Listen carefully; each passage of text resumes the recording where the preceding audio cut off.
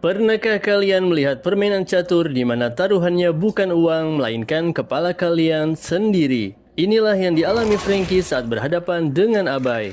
Namun yang tidak Frankie tahu, lawan yang dihadapi bukan lagi seorang manusia, melainkan kepribadian ganda yang sedang lepas kendali.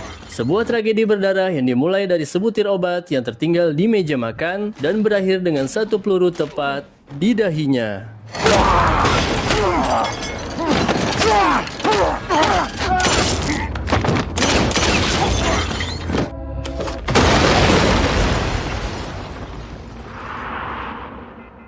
Film dimulai dengan seorang bos kriminal paling berkuasa dan ditakuti di wilayah timur bernama Abai. Di balik reputasinya sebagai gangster kejam yang disegani banyak orang, Abai ternyata memiliki sifat lembut yang jarang terlihat. Di rumah ia menjelma sebagai sosok ayah dan suami yang penuh kasih. Setiap pagi putri kecilnya selalu membangunkannya dengan tawa riang. Sementara itu sang istri menyiapkan sarapan dan kopi hangat untuknya. Bagi Abai, momen sederhana seperti ini membuatnya seolah melupakan dunia kelam yang ia jalani di luar sana. Morning, princess. Smells awesome. Suasana pagi itu begitu hangat, penuh tawa dan kebahagiaan. Sebuah ironi bagi pria sekeras Abai. Tak lama kemudian putri mereka meminta izin untuk pergi ke rumah nenek bersama sang ibu. Abai mengizinkan tapi dengan satu syarat, sang putri harus menyelesaikan pekerjaan rumahnya terlebih dahulu. Setelah itu ia boleh melakukan apapun yang diinginkannya. Istri dan anaknya kemudian menyambut izin itu dengan gembira. Abai lalu melihat jam dan berkata bahwa sopir pribadinya sudah menunggu di luar dan ia harus segera berangkat lebih awal hari ini. You'll be good at school. Learn heaps. See you later tonight. Begitu Abai pergi, istrinya baru sadar bahwa sang suami lupa membawa obatnya. Ia tahu bahwa Abai mengidap gangguan bipolar dan seharusnya rutin mengkonsumsi obat untuk menstabilkan pikirannya. Namun belakangan ini ia sering lalai. Di luar rumah, sopir pribadinya yaitu Kane sudah menunggu di dekat mobilnya. Mereka pun masuk ke dalam mobil dan mulai melaju di jalanan kota tanpa menyadari bahwa sebuah mobil polisi sedang mengikuti mereka dari kejauhan. Di tengah perjalanan, Kane menyadari sesuatu. Ia menoleh ke kaca spion dan memberitahu Abai bahwa ada mobil polisi yang membuntuti mereka. Abai bertanya bagaimana ia bisa tahu. Ken menjawab dengan tenang bahwa sebagai sopir berpengalaman, ia bisa melihat niat seseorang hanya dari cara mereka mengemudi. Menurutnya, mobil itu jelas milik polisi. Abai pun menantangnya untuk menunjukkan keahliannya. Ken segera menginjak pedal gas dan dengan manuver tajam berhasil membuat mobil polisi itu kehilangan jejak di tengah padatnya lalu lintas.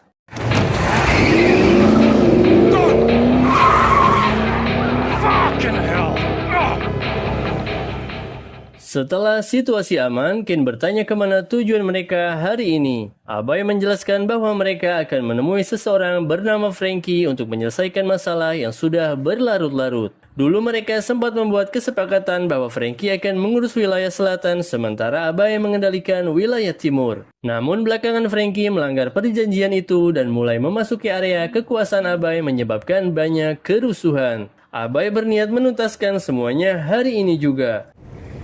And tonight, Frankie will know who the real king is. It's about getting that shit done. Setelah itu, ia menghubungi seorang pria bernama Richard, yaitu sosok yang dikenal sebagai pengatur keuangan dan pencuci uang untuk berbagai kelompok kriminal. Beberapa waktu lalu, Abai sudah mempercayakan sejumlah uang kepadanya. Namun saat ia menelpon Richard justru menolak panggilan itu begitu saja. Dan hal tersebut membuat Abai marah besar. Tak lama kemudian, ia menghentikan mobil di sebuah tempat dan menemui seorang pria lain. Ia menyerahkan sebuah amplop sambil menyebutkan nomor apartemen dan waktu pasti yaitu pukul 3. Knock twice. Slip it under the door. No problem, boss. Sementara itu, Kane sedang berlatih tinju. Orang-orang mengenalnya sebagai sosok yang keras, brutal, dan tak punya belas kasihan. Ia hidup dari darah dan kekerasan, membuat target menyelesaikan pekerjaan lalu pergi tanpa menoleh. Setelah berlatih cukup lama, Kane mampir ke sebuah toko untuk membeli minuman. Namun ketika berbalik, dua pemuda menatapnya dan dengan pandangan menantang seolah ingin mencari gara-gara.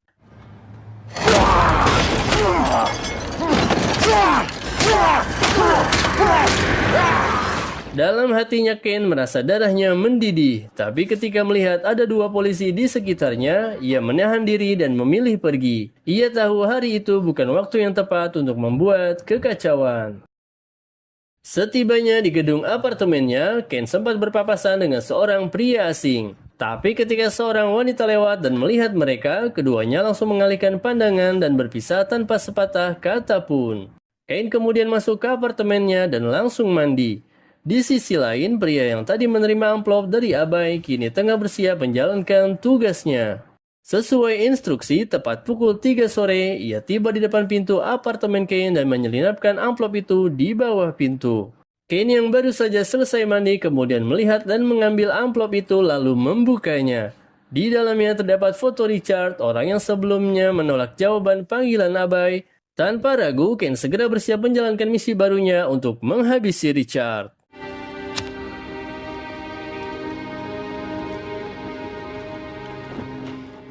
Sementara itu, Richard tengah berada di rumahnya. Ia menerima panggilan dari nomor tak dikenal, mengira itu telepon dari klien, lalu langsung menutup panggilan dan melanjutkan aktivitasnya. Saat ia mandi, kemudian ponselnya kembali berdering. Kali ini sang istri yang melihat pesan masuk dan mendapati bukti bahwa Richard berselingkuh.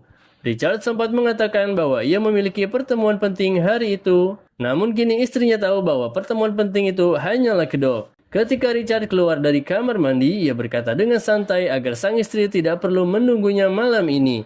Karena ia mungkin akan pulang larut malam, istrinya hanya diam menyimpan amarah dan kekecewaan di dalam hatinya.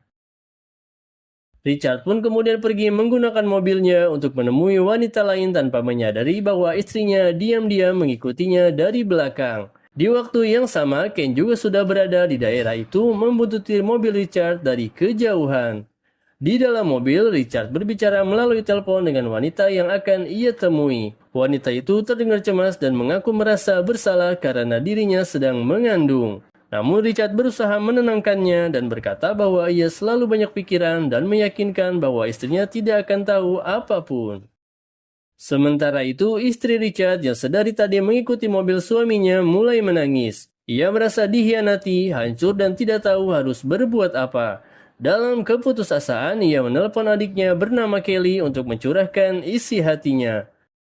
Ketika Richard keluar dari mobilnya di area parkir, ia melihat Ken sudah berdiri di depannya. Richard seketika menyadari bahwa ajalnya sudah di depan mata. Namun tepat ketika Ken menarik pelatuk, Richard sempat menepis tangannya.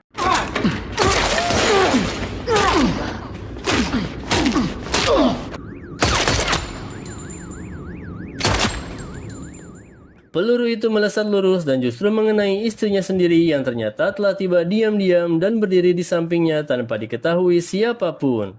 Saat berlari meninggalkan tempat itu, ia langsung mencoba menelpon Abai untuk melaporkan kesalahan fatal yang baru saja ia perbuat. Namun panggilan itu dijawab oleh istri Abai yang mengatakan bahwa suaminya sedang tidak di rumah. Ken kebingungan dan tidak tahu harus berbuat apa. Sementara itu, Abai telah tiba di sebuah klub bersama sopirnya. Di tempat inilah ia bertemu dengan si Frankie. Mereka menunggu beberapa saat hingga akhirnya Frankie datang bersama adik laki-lakinya. Right, Southside in the house! What up, you fat fuck, Stan?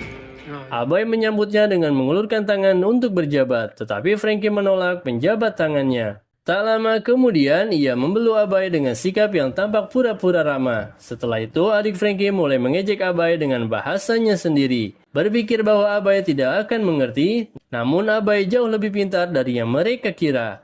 Ia memahami semua yang dikatakan, ia kemudian langsung menatap Frankie dan berkata dengan nada tegas bahwa ia ingin langsung ke inti permasalahan. Ia mengingatkan Frankie bahwa tampaknya ia sudah lupa dengan kesepakatan mereka. Selama ini Frankie terus-menerus memasuki wilayah kekuasaan Abai dan menimbulkan banyak masalah. Namun Frankie hanya tersenyum tanpa menjawab sepatah kata pun. Setelah beberapa saat, Frankie mengeluarkan papan catur dan berkata bahwa mereka sebaiknya menyelesaikan urusan ini dengan bermain catur.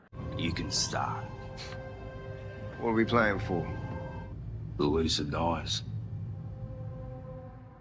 Ia berteriak menuduh Abai gila karena ia mempertaruhkan nyawa hanya demi permainan catur. Ia menolak dan berkata bahwa permainan semacam itu tidak akan pernah terjadi. Ia pun berbalik dan mulai pergi bersama adiknya. Namun para anak buah Abai segera menahannya dan memaksanya untuk duduk kembali. Frankie semakin geram dan berkata bahwa Abai seharusnya tidak mengiranya datang sendirian. Ia sudah memperkirakan bahwa Abai akan berbuat curang sehingga sebelum datang ia telah mengirimkan anak buahnya ke rumah Abai. Ia mengancam bahwa jika sesuatu terjadi padanya, anak buahnya akan menembaki mati seluruh keluarga Abai. Karena itu, ia menyarankan agar Abai melepaskannya. Abai menatapnya dengan tatapan tajam dan bertanya apakah Frankie benar-benar berpikir bisa melukai keluarganya. Frankie menjawab yakin bahwa ia bisa. Mendengar itu, Abai menyuruh Frankie untuk menelpon anak buahnya. Frankie pun segera melakukannya. Put it on speaker. Oh, so we red or green? Yeah, I reckon green. Para anak buah itu pun masuk ke dalam rumah. Namun setelah menggeledah seluruh ruangan, mereka tidak menemukan siapapun. Saat itu mereka melihat sebuah kotak besar dan memberitahu Frankie tentang temuan itu. Namun begitu kotak tersebut dibuka,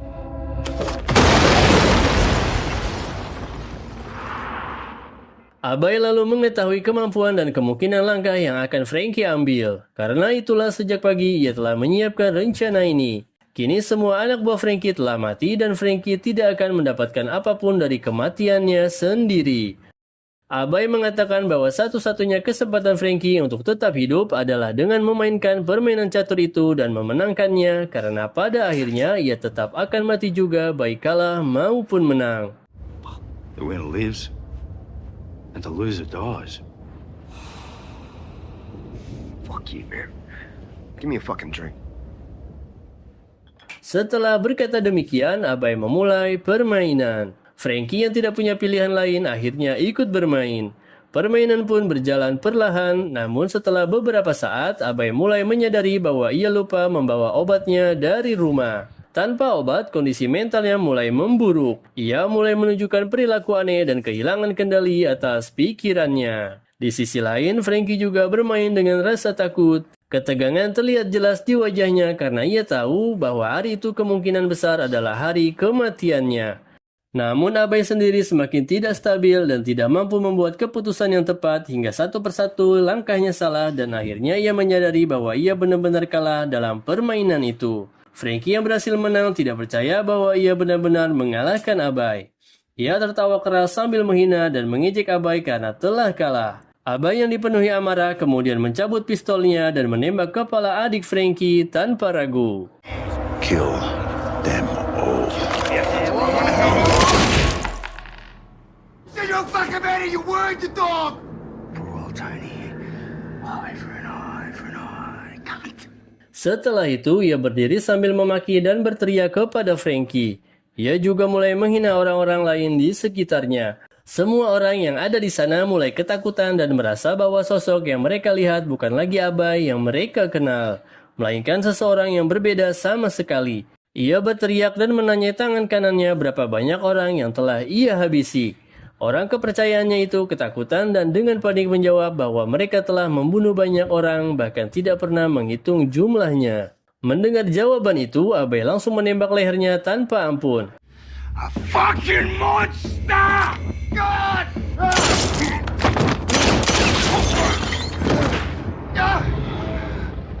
Kane yang berdiri di sana menyaksikan kejadian itu. Ia menyadari bahwa kondisi Abai semakin parah dan benar-benar tidak bisa dikendalikan lagi. Tiba-tiba muncul sosok lain yang juga terlihat seperti Kane. Begitu ia muncul, suasana menjadi kacau. Sosok Kane yang satu ini jauh lebih beringas seperti biasanya. Sementara sopir Kane hanya bisa terpaku menyaksikan semuanya.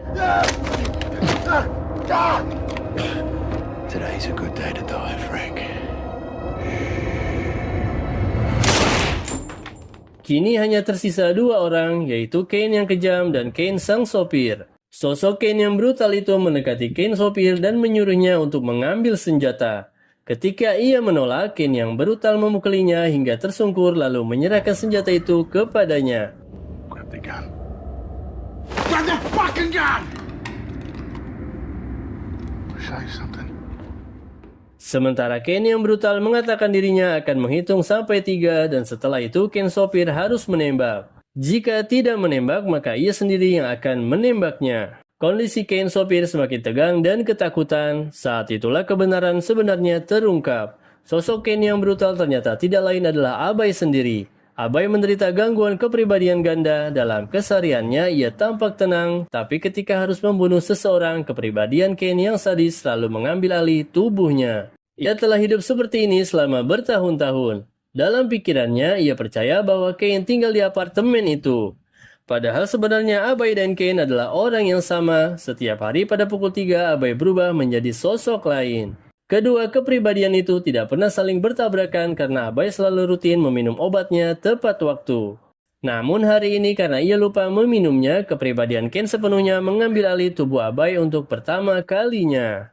Kini bukan lagi Abai yang memimpin tubuh itu, melainkan adalah Ken. Sopirnya hanya bisa terpaku tidak tahu apa yang harus ia lakukan. Ia telah lama bekerja untuk Abai, tetapi dalam beberapa hari terakhir ia mulai menyadari bahwa bosnya benar-benar di luar kendali dan bisa melakukan apa saja, termasuk membunuh siapapun tanpa ragu. Kini Abai atau Ken mendorongkan pistol ke arah sopirnya sendiri. Sopir itu menyadari bahwa jika ia tidak menembak terlebih dahulu, maka Abai akan menghabisinya. Begitu Abai mulai menghitung hingga 3, sang sopir menembak dan peluru itu langsung menembus kepala Abai membuatnya jatuh ke tanah.